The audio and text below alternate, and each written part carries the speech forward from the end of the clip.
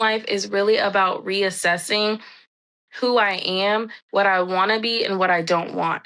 I feel like as women specifically, we need to create an anti-life. What I want you to write down everything you don't want. And if those are things that you are currently doing in your life right now, we need to scratch those off. We need to start building those better habits. And then you need to write a vision of your dream life. I want you to really sit down and think of if you woke up this morning and you had everything that you wanted, how would you wake up? How would you be intentional? Would you do a self-care routine? Would you go to the gym? Would you have a beautiful balanced breakfast? Would you go to a co-working space? Would you do content? All of these things. And if you're not doing that in your daily life, where can you insert some of those things from your dream life into what you're doing right now so you can build it to where you want to be? Welcome to the Pen by Design podcast, helping authors learn the latest strategies and resources to become successful creative entrepreneurs. I'm your humble host, Destiny Jordan. So let's get writing, writers. Pen by Design. All right, today's guest is the visionary behind the growing platform centered on literacy, confidence, identity, impact. She's an author, an educator, advocate, and creative leader. Jynesis Hawkins. Jynesis is the author of Kai, the Jungle King, a children's book rooted in self-worth, courage, and the importance of embracing who you are unapologetically. But her work extends far beyond the page. Through her advocacy, educational work, and the growing impact platform, she's creating conversations around personal growth, youth empowerment, and the kind of representation that helps young people feel seen before the world tells them how they should be seen. What stands out about Jynesis is her ability to blend storytelling with purpose. Her work speaks not only to children, but to parents, educators, and communities navigating how we build confidence, emotional awareness, and identity in the next generation. And today we're talking about writing with intention, creating stories that leave an emotional imprint, and the realities of building a mission-driven platform. Also, what it takes to use a creativity as both expression and advocacy.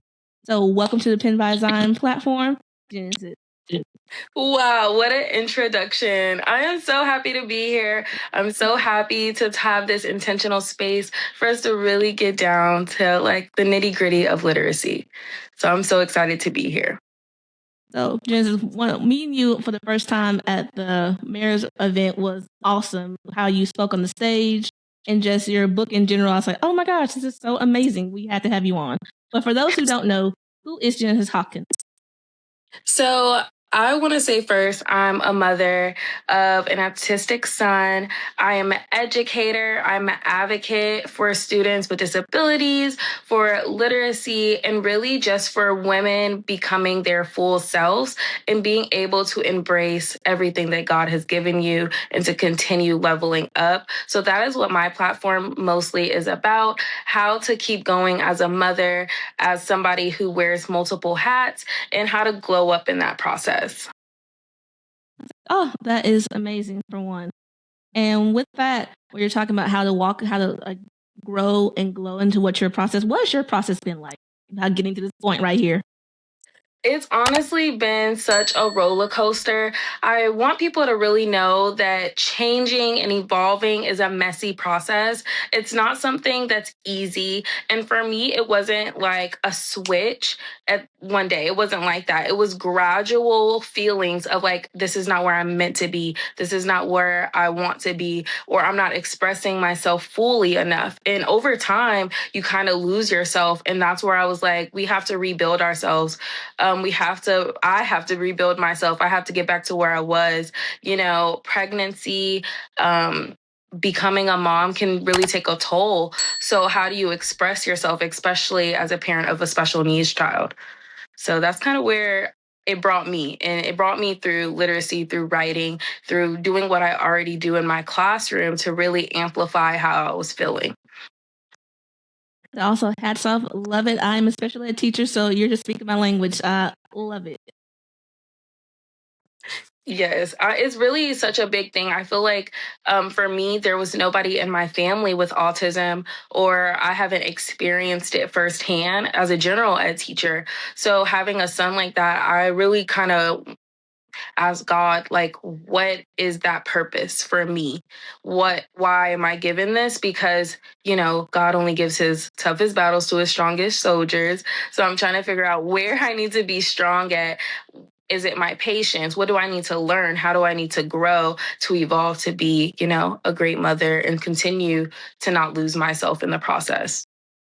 So when you're talking about your journey and this from motherhood, and you have a beautiful son with autism, and all these different things and all these different processes while still being a teacher, working your full time job, what are some of the steps or processes you took to kind of help you be able to do this? I think having a village, having a strong partner, having people that are there to support me, my family, I think that was the biggest thing because I can't do it alone. I'm in a lot of things. I do a lot of things to be able to support my child. So for me, it's like I need that village to kind of step in when my time is not available. Oh, wow. And one thing I was wondering, so by the way, express yourself. Usually people think of like hobbies or joining groups or things like that. But you decided with a book of all things, people think this is the hardest thing to do. So how have you always been drawn to storytelling and advocacy, or did one lead to the other?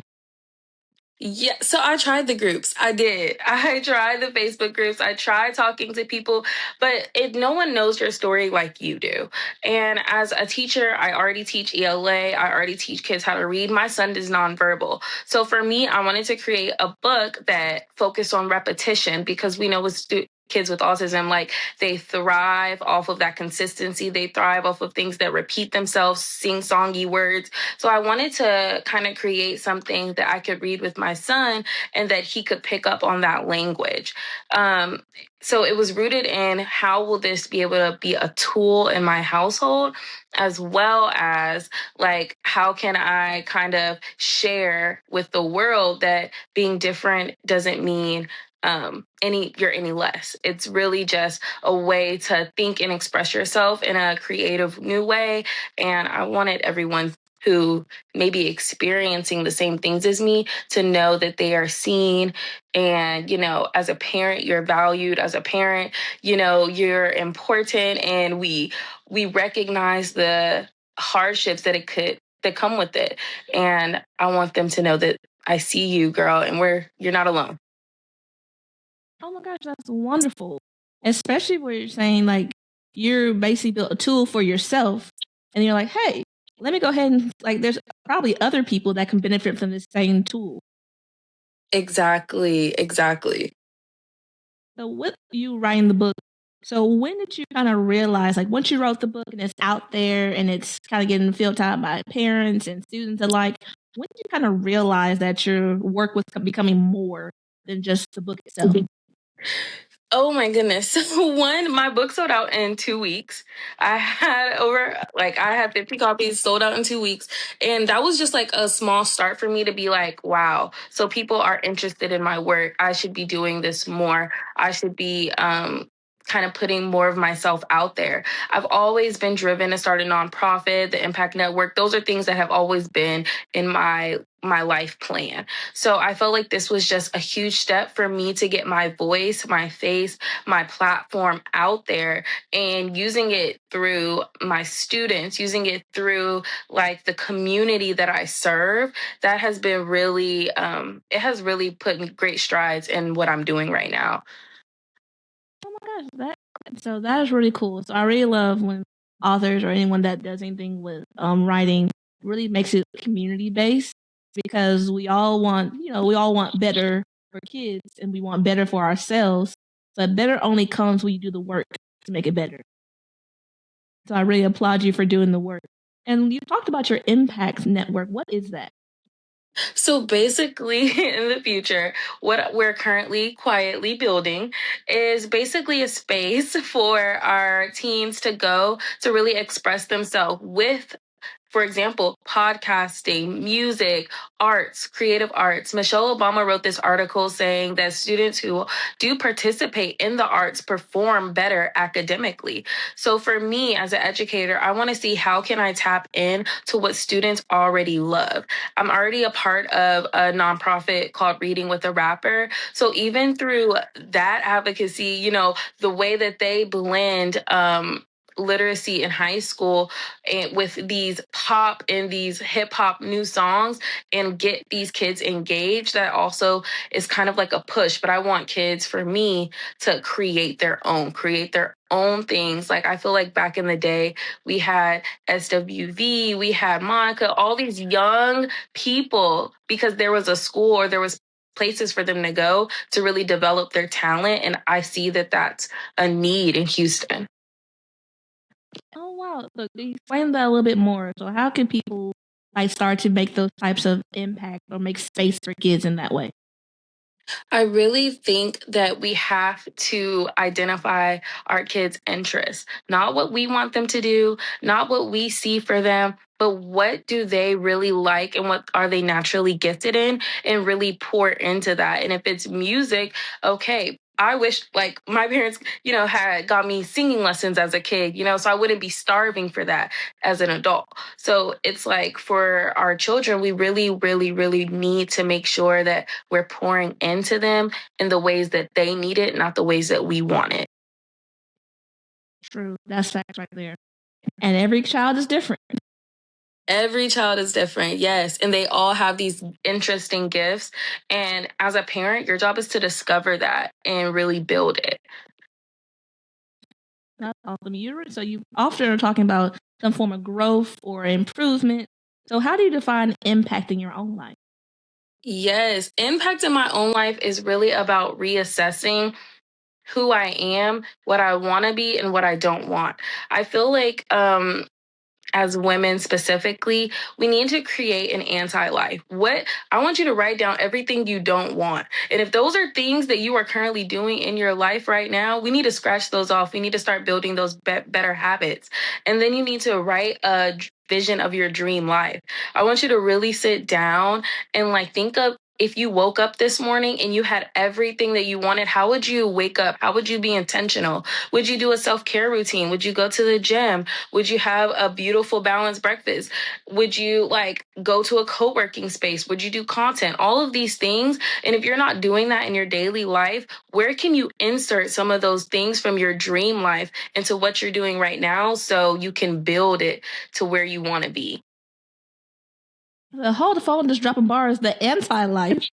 I love it. Explain to me a little bit more. How'd you do this process yourself? I feel like I'm currently still in that process. And if you check out my website, I do have a new book coming called The Rebuild Diaries. And it's really me walking us through this process of really designing who we want to be. We all have heard of manifestation. We've all heard of, if I think it, I'll become it. If I say it, if I read my affirmations. But what is the real work? Because like I said, for me, it wasn't a quick flip that was like, I'm at the bottom of the barrel and I need to change. No, I was thriving in my career. I was still showing up. I was still doing all of the things. But when I came home, I still didn't feel fulfilled. So it's not always about what it looks like on the outside, but what you're discovering within yourself on the inside. And that anti-life is really, what are you doing, or what are the things that you feel like you would hate to be in this rut? You would hate to be in this cyclical, kind of cycle of life. And those are the things that you want to immediately scratch off. If you know you're not a person that wants to be working in a 9-to-5 forever, and you're in a 9-to-5, okay, so what can we do to start building those extra streams of income, to start building your hobbies? Or if there's just so many things, you wake up and you know that the first thing that you have to do is get somebody else ready. So I'm trying to build a place where I have that financial support, to have somebody in the house with me, to have a nanny, to have all these things. So I think you just really need to build your life to where you see fit for yourself. Ooh, that's so good. I think as women, we truly forget a lot of times, because we're taught that you go to school, you get good grades, you go to college, you get a good job, and then you retire, and then that's it. Yep. So You're somebody's wife. You're somebody's mother. Mm-hmm. Right. So never really, you don't have any other options. No. And I feel like as somebody who did all the things, like I went to school, I went to college, I got my master's, I did all the things that I was supposed to do. But again, where's the fulfillment of me? And what that looks like is that breakdown of like, okay, you have all these check marks on paper, but in real life, how are you showing up and how are you feeling? And I think, again, being a mother, having all of these changes, you kind of have sometimes lose yourself in that. And so my whole thing is not only celebrating my son, but also celebrating myself and the women around me who it's different. I see all these TikTokers, all these influencers who are building their life, but they don't have kids. They don't have any other responsibilities but themselves. So it's like, how can I create a lane for women like me who want the best, who want to lose weight, who want to do all these things, who want to like become the best version of themselves financially, spiritually, mentally, but don't have that goal, like that roadmap because they still have to take care of somebody else. So that's really where I came to with my writing. With Kai the Jungle King, again, was to celebrate my son. But the Rebuild Diaries is really a love letter to myself and the women out there who are going through things silently and still wearing a beautiful smile on the outside. Oh, that's amazing. And as you're as you're still building, since you're building a lot of different things, and you're also building something that's also purpose driven. So there's a purpose to these Rebuild Diaries. It also can be emotionally demanding. So what kind of keeps you grounded when doing this type of work?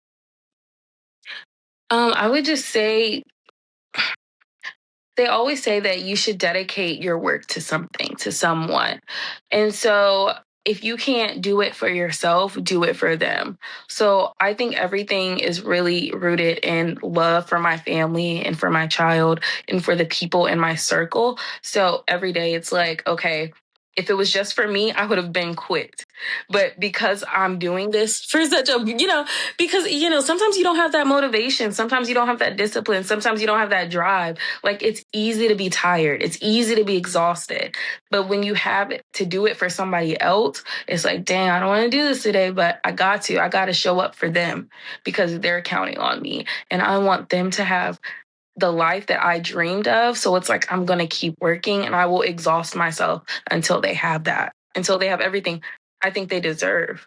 I think with Black women specifically, we think that luxury is so far off and so far fetched that we have to, work our hands to the bone to get it. I think that we need to start implementing luxury back into our lives, the little things. Can you get your laundry done? Like, go drop it off this week, put some extra money to the side to have little things taken off your plate. Maybe you can do a meal prep service. You can have a maid come. It's $19 on HomeAglow. Like, there's little things that you can do to really take that stress. I think we're taught to carry so much. And my kind of platform is, what can we do for you to really live this life that is not so demanding and overwhelming and overpowering, so that you can still be yourself and show up for the people that need you. That's true right there. Especially I like how you talked about when you said you can like put some money aside and pay for small things. Like if you grew up, I don't know, with aunts and grandmothers say, you can't clean your own house. Why you got someone else cleaning your house? But again, that's how I feel like we're raised. We're raised to be so strong and so independent.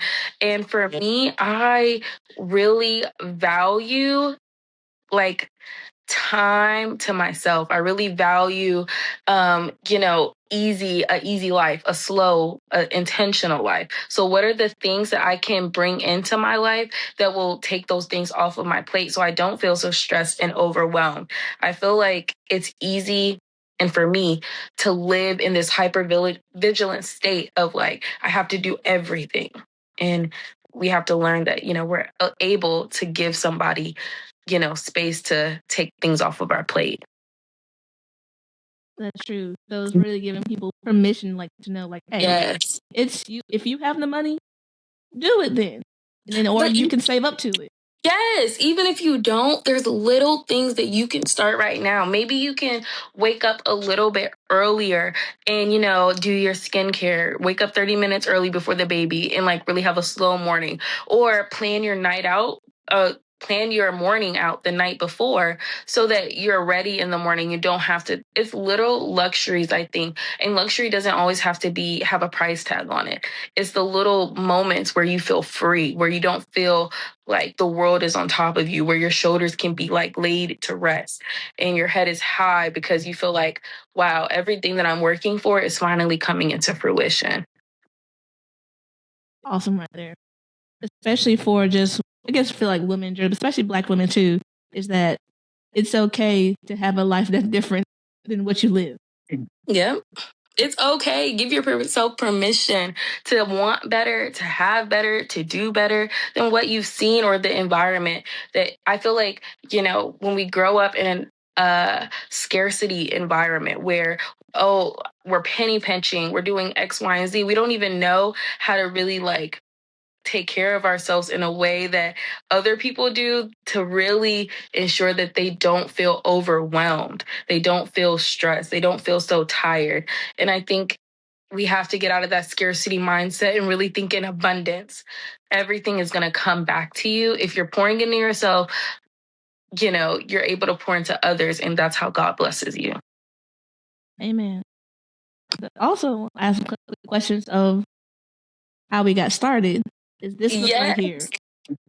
Yeah, so my debut book, Kai the Jungle King, my son's name is Malachi. This was all about really him, me wanting him to see himself the way that I see him. So as a king, his name is Malachi King. So I kind of played off the words. So, he's the king. And I was thinking about like animals are so, they can go into any space. You know what I mean? They're not so black and white or, things like that. I feel like it can really transcend across different nationalities, ethnicities. We can all relate to the king of the jungle, which is a lion. So I kind of had this inspiration where there's all these amazing animals that all have these different strengths, all have these different gifts. But why is the lion chosen? What's his reason? What does he have that none of these that he's the lion, the lazy lion? That's what they call them, right? They call that he just sits in the sun. He just sleeps all day. He doesn't really do much until it's time. Why is he the king? And I wanted my son to understand that even like, why is he the king? Why is he Malachi King? Because even though with everything going on, you have something inside of you that nobody else has, just like all these other animals. So it's just, it's really a love letter to my son. Oh, that is beautiful.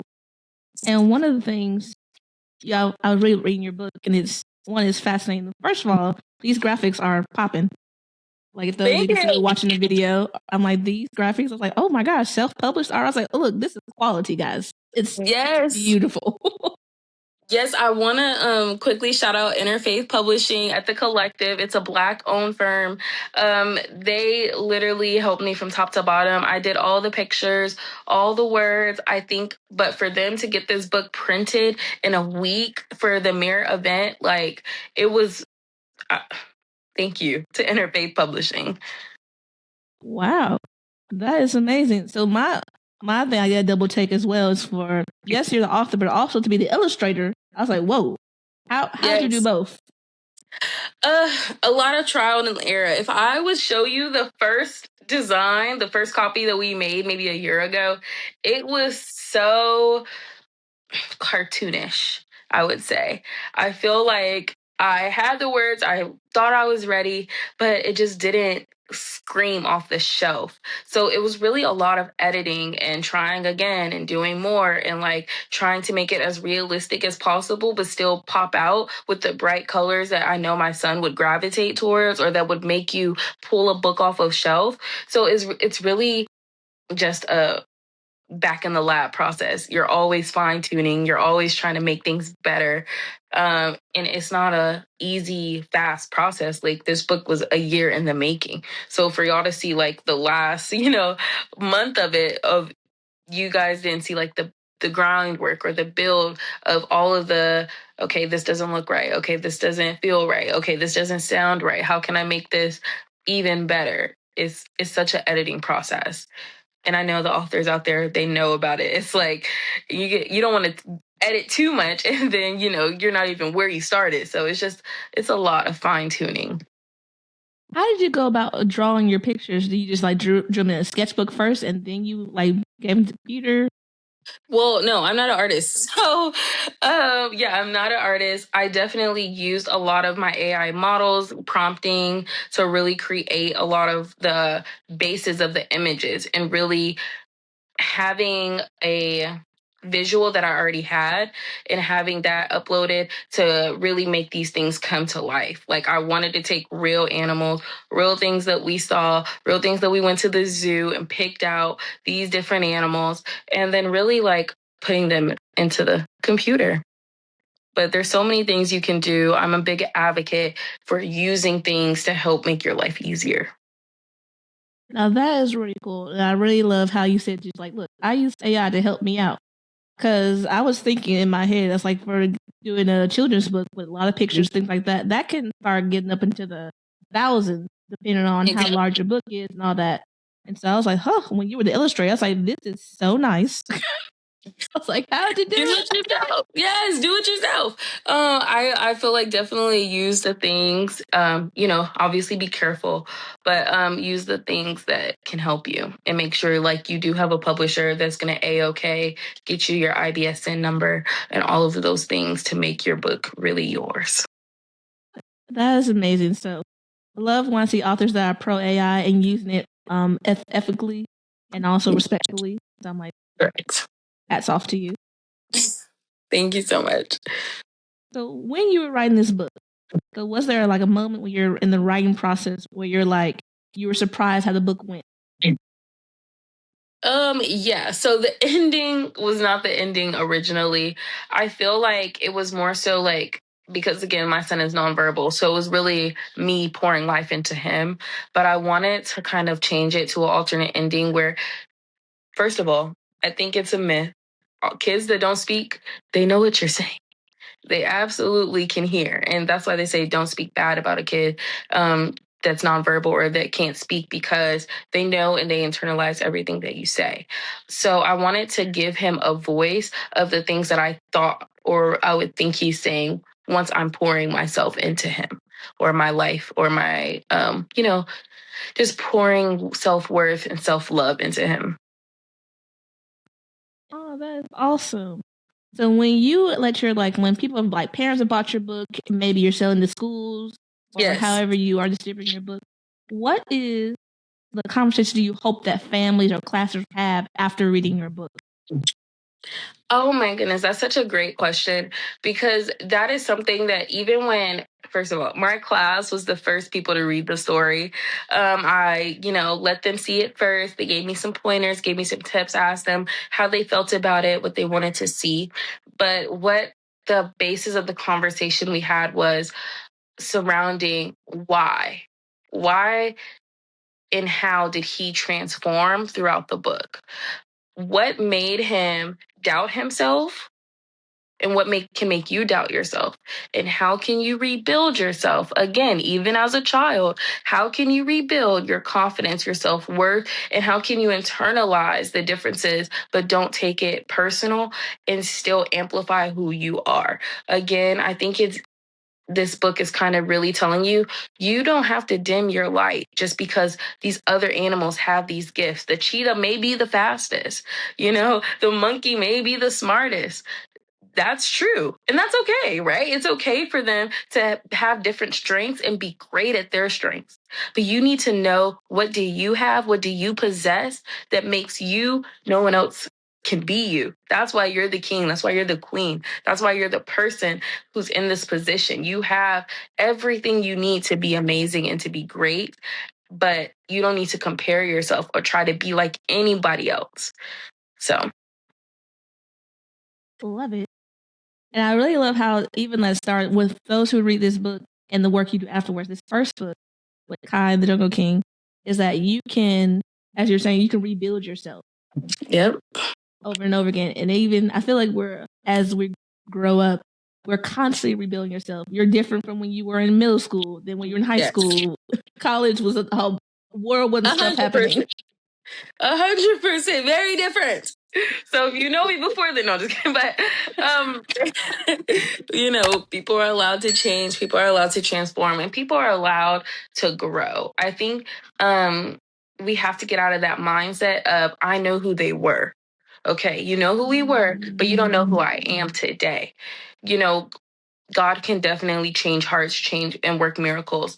But I think that give your permission to know that you have a past and how can you use that as a testimony. Like there's nobody that's perfect. There's nobody that did everything right. And use those things to maybe help the next generation not make those same mistakes as you. So I think it's just a lived testimony. There's things that I could never speak about if I never went through them. Very true. You got a lot of people talk about things they have no idea what they're talking about. Yes. But that's always funny. But I really like the idea of being intentional, because to grow, you have to acknowledge you want to change. And if you don't acknowledge that, then you're going to remain the same. That's literally the first step is... Come on. You can know you want to change for a long time, but it's that taking that first step to really saying, I'm going to. Not that I know this is bad for me, not that I know this is wrong, but you know what? I'm going to stop and I'm going to change. And even if it's a gradual change, I'm still going to do it. And I think that's what rebuilding yourself is all about. Showing yourself and making promises to yourself that you can keep.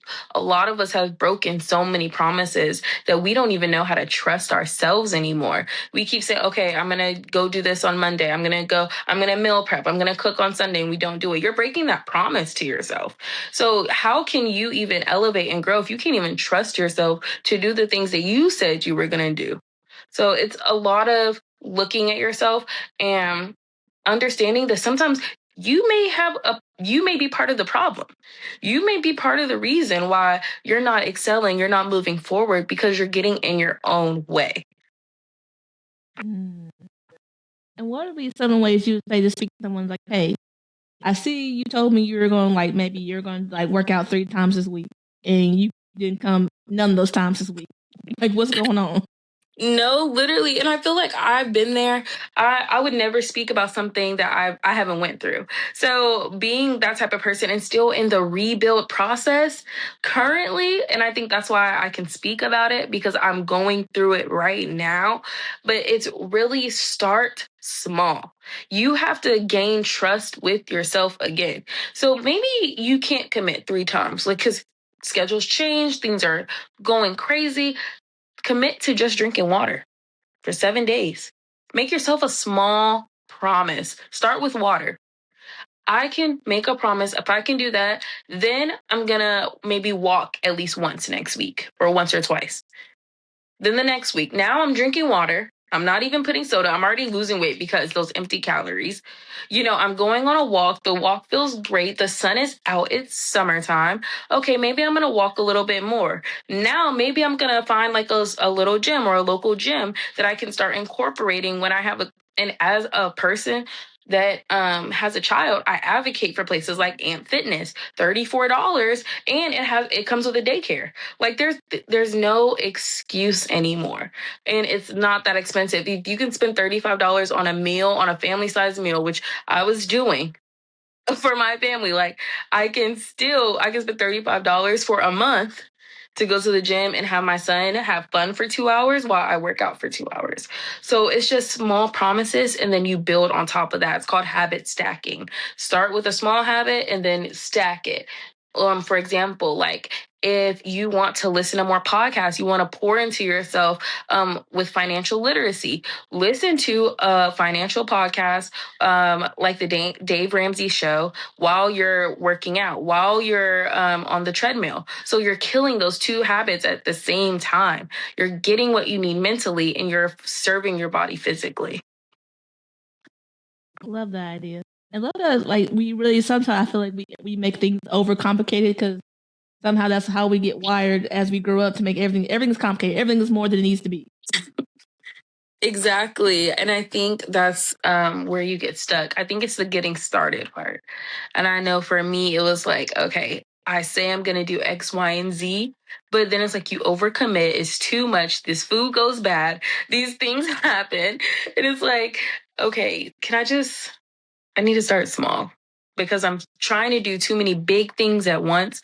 Start small. I'm an advocate for, a gradual release. That's what they teach us in school. When you're teaching kids, do what I do, what we do, what you do. It's like gradually release yourself into the life that you want to live. That is true.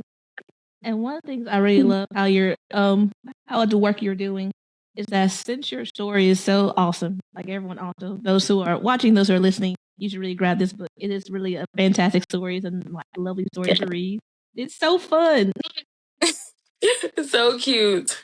But how did you with children's books? Because I believe you teach elementary. Mm-hmm. So with children's books, and you wrote with most children's books you may read to your class, and with your own, how do you write a story like that without it being overly like instructional, sounding like an education book? Yes, I really think you need to figure out before you even start writing, what do you want people to gain? What do you want people to get from this story at the end, by the end? Start with the end in mind. Even as a teacher, we plan based on what the test is going to be about. So I want you to plan based on what problem are you trying to amplify or like trying to solve, or what community act or community effort you want to amplify. What is something that you want people to take away by the end of the story? And then plan backwards. So if, for example, if I want you to change your life, I'm going to think about what are all the steps? What are the ways that you need to go so that you can get to the end? And I also want to work the steps myself. But for a children's book specifically, if I want to write about kindness, if I want to write about people being kind, I'm going to think about, okay, I don't want this to be a step by step. You should be nice. You should say hello. I'm going to blend that in naturally with the characters. So when I'm reading the story, I'm going to isn't that a kind thing to do? Did you see that he opened up the door for them? Did you see that it's not like I'm saying it specifically, but you can see it through the words. You can see it through the actions and the pictures of the characters. They said politely. There's little nuances that you can add in to really get to the theme of the story. Love that. So it's kind of like you want to show more than what you're telling them. Because if you keep telling me, then I'm like, look, I'm not going to catch it.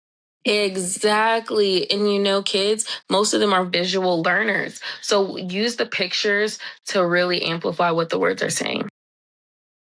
That makes sense right there. So what's it writing for children, since there's like 1.2 million children's books every year, and also people say that children's authors, that writing for children is a difficult thing. But when you write for children, what responsibility comes with writing for children who are still kind of developing their sense of self? That's a huge responsibility. I think that as teachers, as parents, where are our kids' first stop? And they're trained to self-worth and they're trained to confidence. So it's important to get so many affirmational books in front of them at a young age before they're set in their ways, before they get to middle school, before, their peers are really digging at them. It's important for us, especially in elementary, to really pour into our children before it's too late, because you don't want to get them where they're having all of these comparisons to others. The joy of thief is comparison. So you really want to pour into them at an early age. Find books that really amplify confidence, that really amplify, whatever ethnicity there are. There's some for every single race and gender and ethnicity out there. So start by building their library intentionally. I really like how you say emphasis on like having there's books for every ethnicity. So what does meaningful representation look like to you when you see it in children's literature? It looks like relatability. I don't want my students specifically, like we just read Simon B. Ryman by Dwayne Reed. We just read that in class because it's like, I want them to be able to relate to a fifth grade person, like out of Chicago, that's walking around and there's trash on the streets. There's people sleeping on the side of the road. In Houston today, I see the same thing. You see the same thing when you walk outside. So it's like, or there's basketball courts that are unused. The city does not take care of them. So I wanted them to be able to put themselves in that book, but then also see, how did Simon use his voice to change? And I want my kids to do that as well. How can you use your voice to change and impact something in your community? Whether that is through a poem, whether that through a book, whether that's through music, whether that is like right now on a podcast.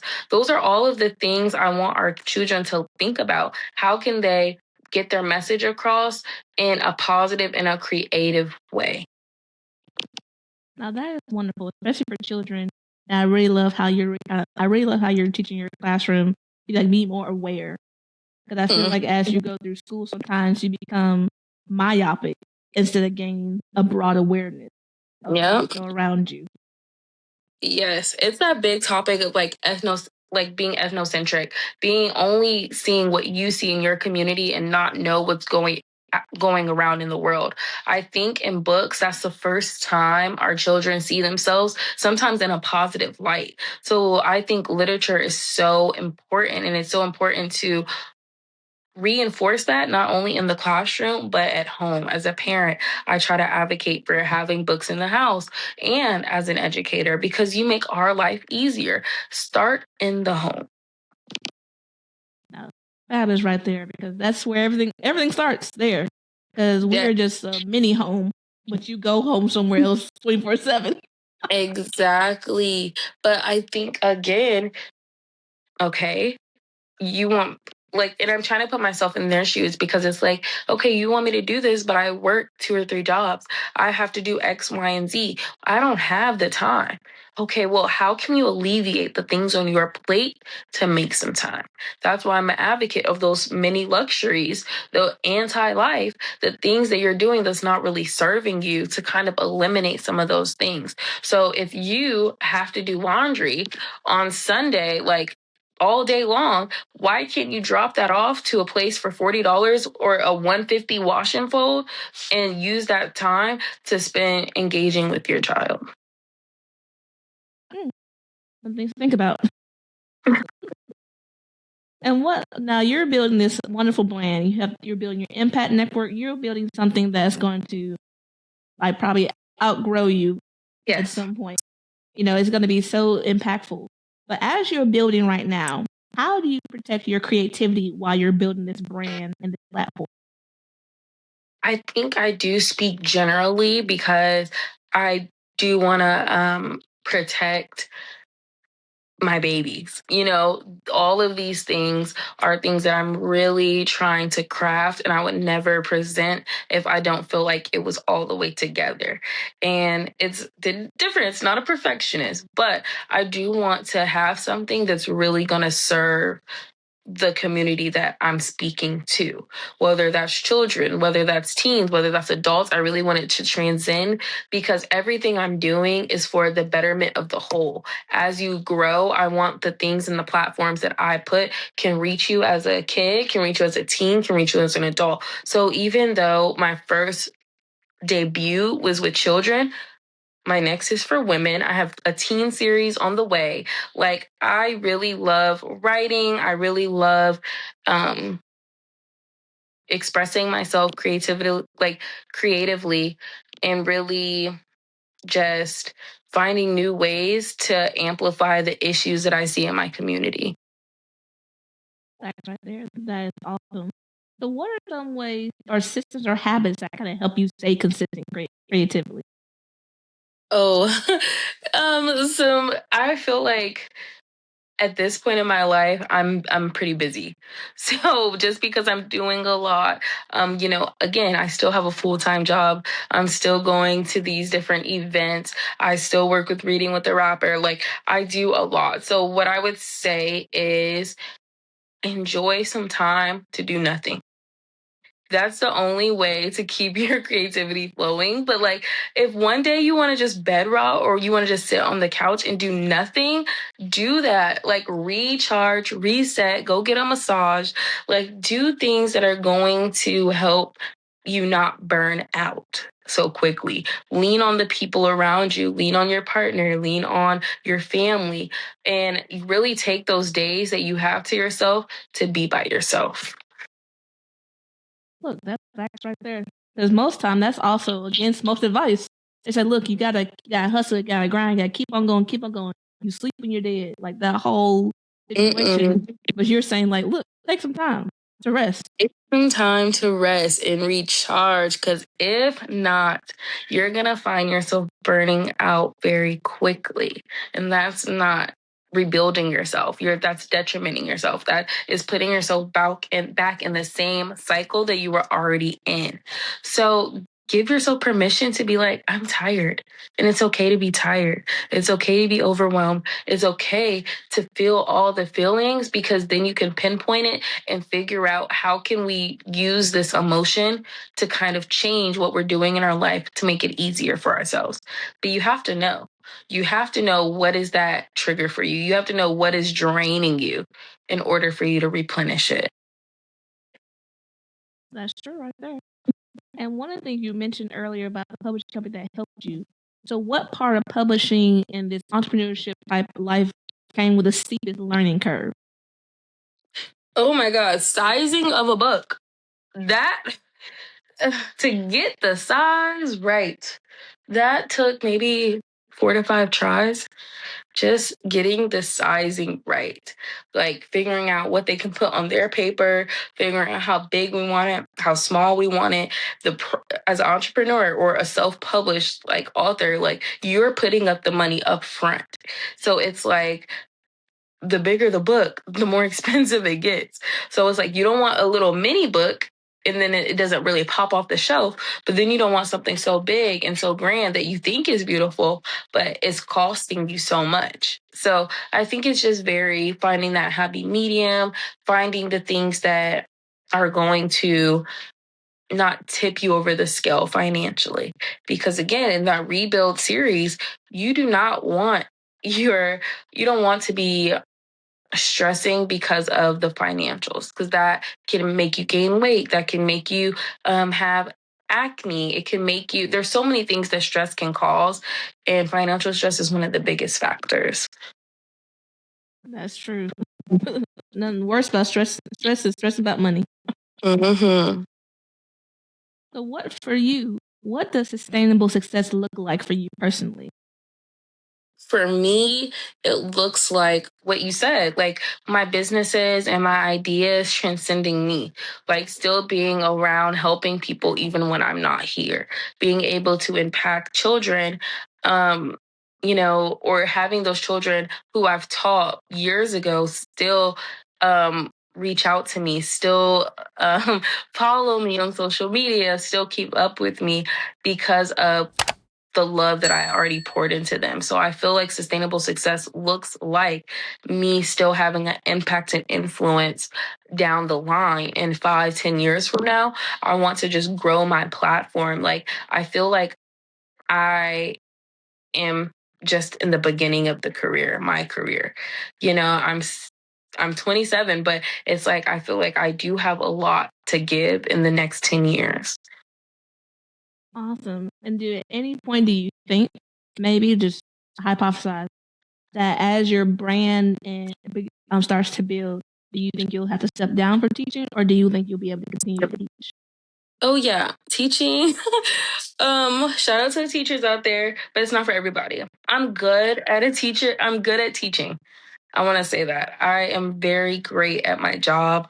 I'm great with connecting with students. I'm great at building relationships with parents. I am really good at my job, but sometimes it's, as a teacher, the burnout is real. Also, you want to have that autonomy. Like, I don't feel like I can use my day and my hours the way I need to as a teacher.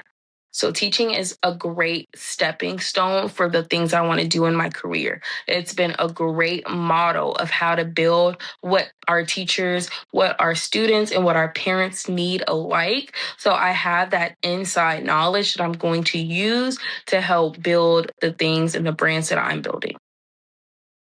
But yes, teaching is not 100%, not in my 10-year plan.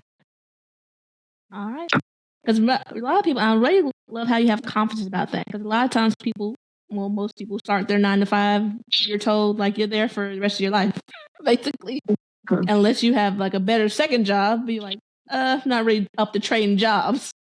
Exactly. And I work at a school where the demographic is fairly old, and I don't want to die at my school.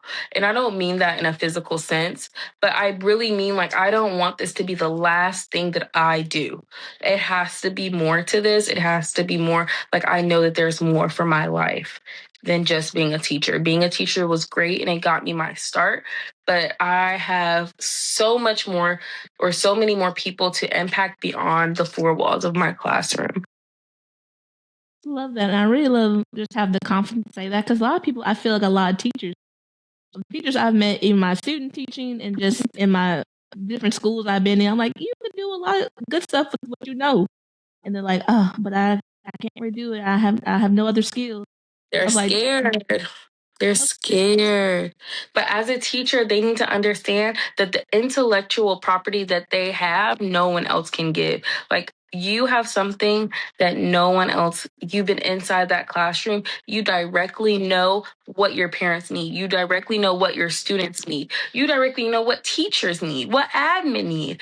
All of these things you could be capitalizing off of. If you think your admin is trash, why are you not writing an ebook? Why are you not doing things or advocating for things to change or be better? You should be down at your school board office. Like, those are things that you can do to actively change the life that you're living outside of your classroom. So it really is like, it is acknowledging fear, but also doing something about it. Exactly. You have to change. You have to do something. I think that's what we're put on this world to do, is make things better.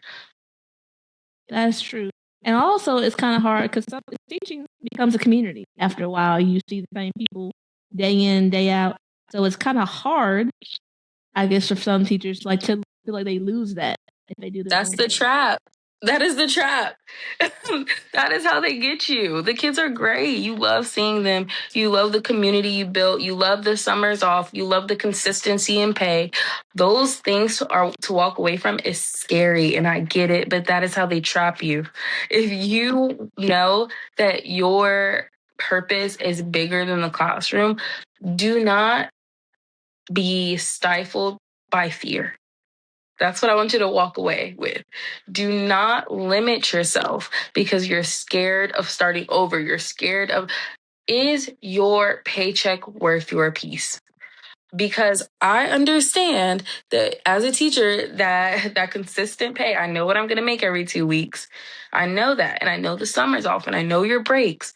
But is that worth your mental stability? Like, is that worth your mental health? Is that worth your peace? Is that worth the overwhelming feeling that you feel or taking work home at night?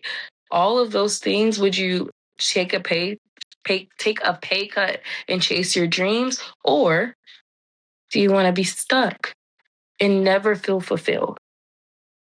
Woo! Over here dropping bars over here. It's your paycheck worth your peace. Woo! And that's a lot to think about. It's a lot to think about, and I think my brand is about food for thought. Yeah, I'm be nibbling on that for a while.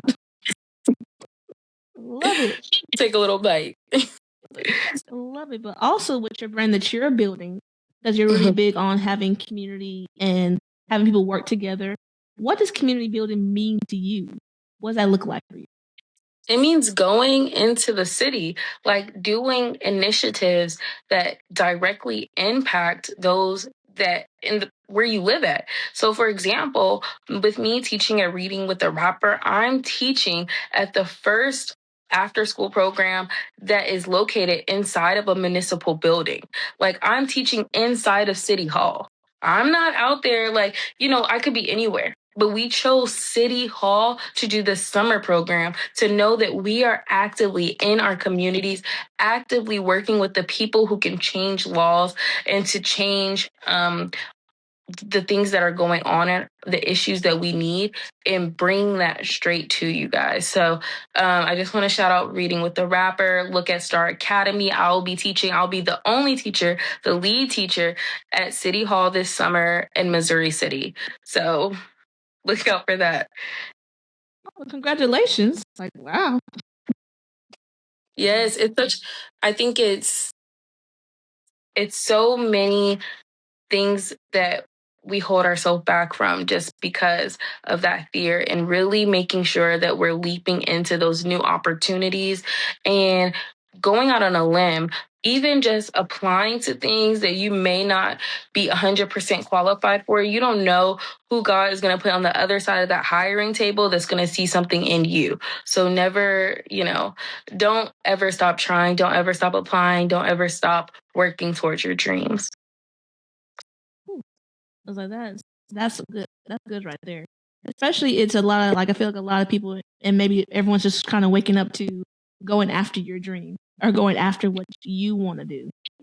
Yes. And I think it's because when we're a little bit younger in our early 20s, we feel like we have so much time and we're having fun and we're enjoying life and we're having these experiences, but we're not really building our career. So then when you get my age, when you're 26 and up, 27, 28, 29, it's like, dang, I'm almost 30. And what have I really built? And I think that's where I'm at right now. What have I built? And let me go ahead and rebuild my life. Like, I want to change that perspective, that party girl, that fun, that hangout, like just into what can I use my platform for? Because I know a lot of people, I have a lot of friends, X, Y, and Z, but it's like, what can I do to have purpose? And not just be a pretty girl, not just be a party girl, not just be X, Y, and Z. How can I change my life to impact those around me? Now that's amazing, especially moving into purpose, from party to purpose. Party to purpose. Be one of your books. That'd be so cool. Exactly. I was like, come on now, it's the PV and me, you know. You know what they say, but we do produce productive people, so. That's awesome. But I have one question for you. In your opinion, what role do stories play in shaping confidence and emotional intelligence? Like we said earlier, children's books are the first time that kids see themselves in a positive light. Their names, their culture, the way they look, that's the first place where they can build their confidence because they see themselves around them in their environment. They may not see the people that look like them. So introducing that in a book, a positive role model, a positive female, a positive male, through a book, it can really help sustain where they're going. And it really can give them that glimpse of there is more to my life than what is around me. That is true. Especially when, as you're working on other projects, will that also still carry on confidence in building some form of emotional intelligence? Exactly. And I think that we have to be very intentional. Not only do we need to get the books, we need to reinforce the content. We need to reinforce that you are loved, you are beautiful, no matter what. Now, you can always improve yourself, but we need to have a basis of you are amazing already. And whatever you choose to do is because you choose it for you and no one else. Like, so it's really what say people say that when you have things are going well in your life, you want to claim it, but then things going bad in your life, you want to blame other people. But it sounds like what you're saying, we own all of it. Yes. And like I was saying earlier, sometimes you're part of the problem, and we need to recognize that. Sometimes you are self-sabotaging. Sometimes you are getting in your own way. Sometimes, again, your fear is stifling you. So look at yourself. You need to do a life audit. Look at all the things, all the places that you are, your financial, your spiritual, your mental, your physical, and really audit your life and use AI tools to even help you and generate some of those things so that you can make a sustainable path to where you really want to go. Love it. Also, we're coming close to the end. It's been so much fun, but now we're going to enter our fire round. So, these are our top few questions. First thing comes to your mind. So, okay. Our first question, for writers or creatives listening who feel afraid to begin, what is one point of advice you would give them? Just do it. Just do it. Get out of your head and just start, please. The world is waiting to hear what you have to say. Fabulous. All right. What book or resource would you recommend for authors today? I think really look at the people that you want to be like. So, for example, the people in your field, that is who you need to be studying. You can't study, Zora Neale Rock, like if that's not your lane. You need to find who speaks to you and try to build, yourself off of that type of vibe. Awesome. All right. And most importantly, really, where can listeners connect with you and support your work? Yes, JynesisHawkins.com is my website. If you want to find anything, learn anything about my nonprofit, go to JynesisHawkins.com. You can also connect with me on Instagram at Jynesis Hawkins or on TikTok with Miss Hawkins Class. Fabulous. Thank you so much, Jynesis, for joining us today. And this has been Pen by Design. Catch you guys next time. Thank you for listening to Pen by Design. All links and resources will be in the show notes below. Keep on writing, writers, and I'll see you next time.